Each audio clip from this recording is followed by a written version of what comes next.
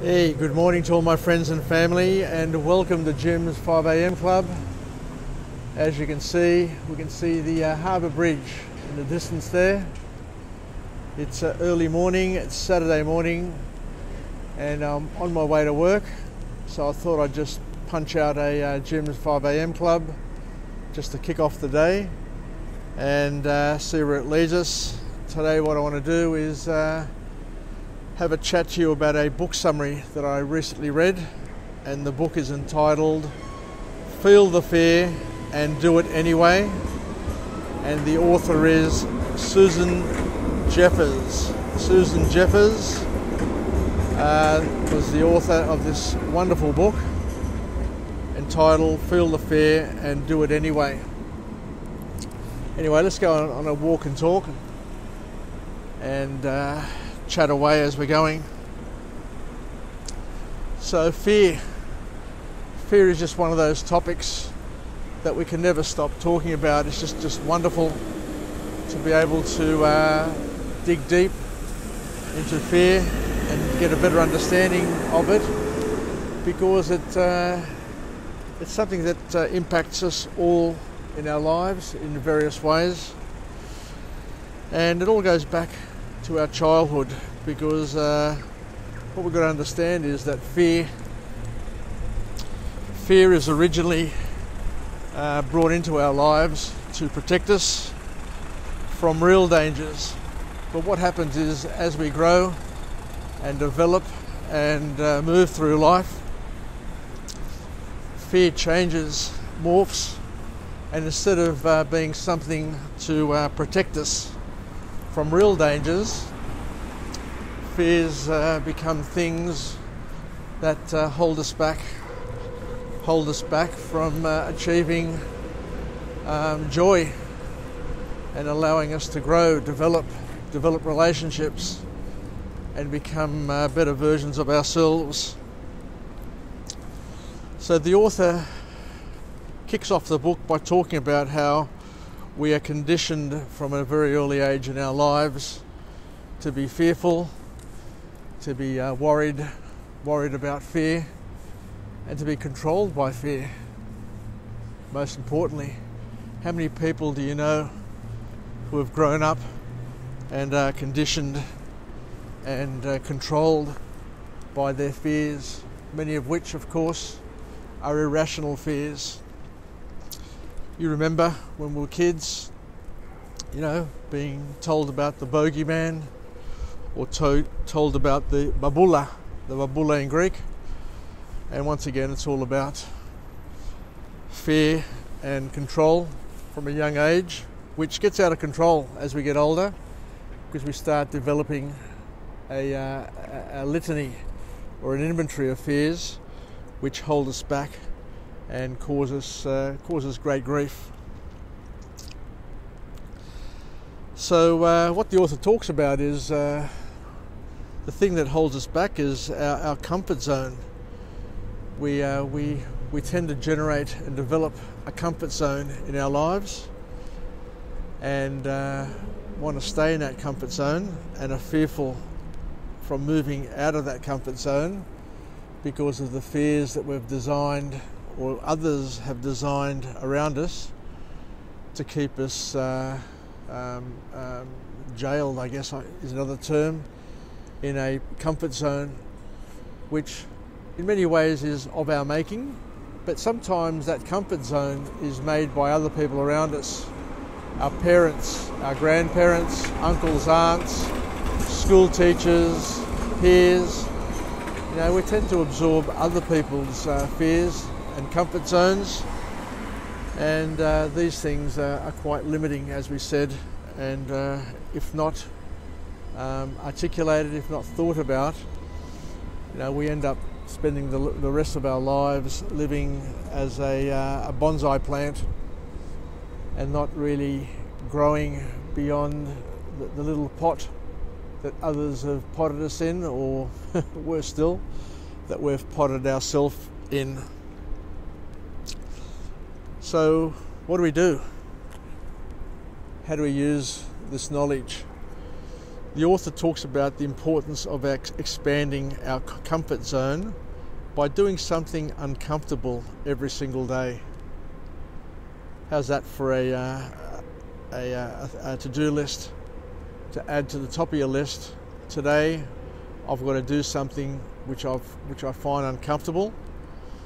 But what you'll do and what you'll find is that by doing this, you'll expand your comfort zone, and what you found uncomfortable yesterday, you'll find more comfortable today and tomorrow, and then you'll look back over your life and you wonder why you feared the things that you feared, because action is the greatest conqueror of fears and discomfort.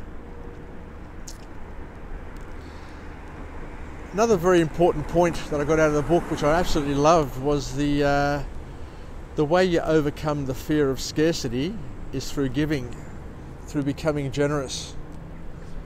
How wonderful, how great do you feel when you become generous and you start spending more time thinking about giving and creating gifts rather than by sitting back and waiting for people to find the effort to give to you.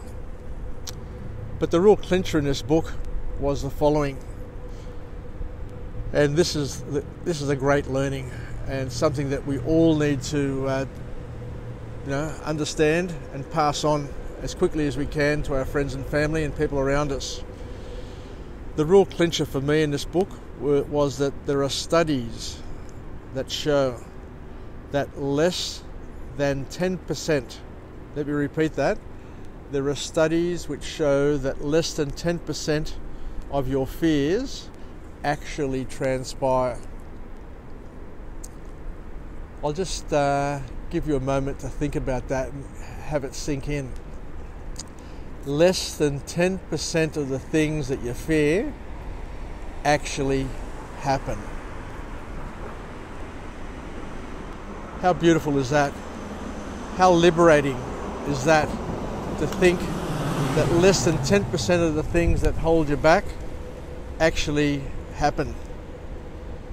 And we talk about time and time again, and I've done this on Jim's 5am clubs in the past, talking about irrational fears, people being held back by things which are unfounded.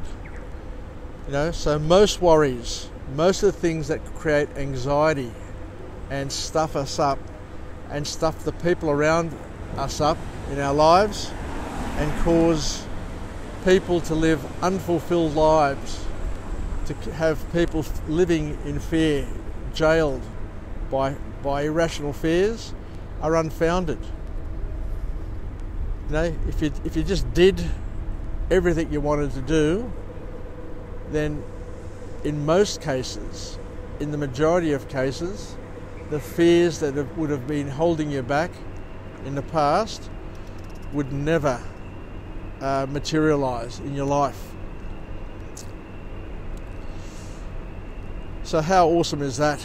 I tell you what, I feel so empowered just thinking about that, and I just can't wait.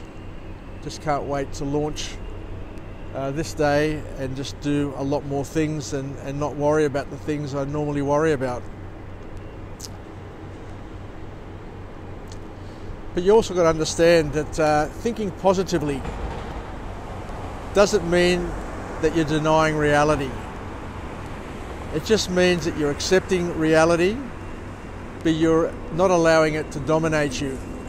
You're finding a way to deal with the challenges that you have in your life without being dominated and limited by the negative things that happen or may happen.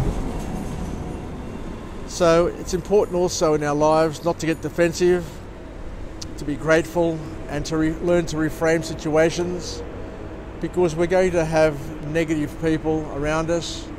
We're going to have people continuously telling us and reminding us of fears that they have which dominate their lives, but we shouldn't have their fears, their limitations, their challenges overwhelm us. And what we can do is we can take a position and help them by showing them that fear is in many ways unfounded and is a waste of your time, a waste of your life. And you need to have belief and to live with positive expectancy. The other clincher in this book, which I absolutely enjoyed, was the knowledge or the fact that there are no wrong decisions. No, every decision we make will take us on a path and will allow us to see the world in an expansive view. The author talks about the fact that there are no wrong decisions, just opportunities to learn and to grow. And if you see life that way, how wonderful is it? So let's finish off with the last message from this book, which is to enjoy the journey, don't worry, and to understand that whatever you do, whichever decision you make, you're going to gain immensely from each experience. You're going to grow and develop and become a better version of yourself. So join the queue. Join the queue of riders, as you saw up there, and just do. Just take action. Enjoy your life, and don't be a victim of your negativity. Don't be a victim of your fears. And most certainly, don't be a victim of other people's fears that they've imposed on you and your family and your culture. So let's finish off with a positive affirmation. I'm alive, I'm well, and I feel absolutely great. Wishing everybody a happy Saturday. Make the most of this opportunity, of this day. Because as we say time and time again, today will never ever return. What you do today, you'll capture and is yours. And what you don't do and you let slip through your fingers, you will never ever get an opportunity to get it back. So make the most of what's left of today and have an awesome Saturday and an awesome rest of the weekend. So thank you very much for joining me on this different version of Jim's 5am Club. I didn't get a chance to get down to the harbour because I'm running a little bit late for work. But let's make the most of this location. And tomorrow I'll come to you again from another location with another message of empowerment, hopefully to get us through the morning, through the day, and to enjoy each other's company. Take care, yasas, bye for now, and until we chat again, enjoy everything that today has to offer.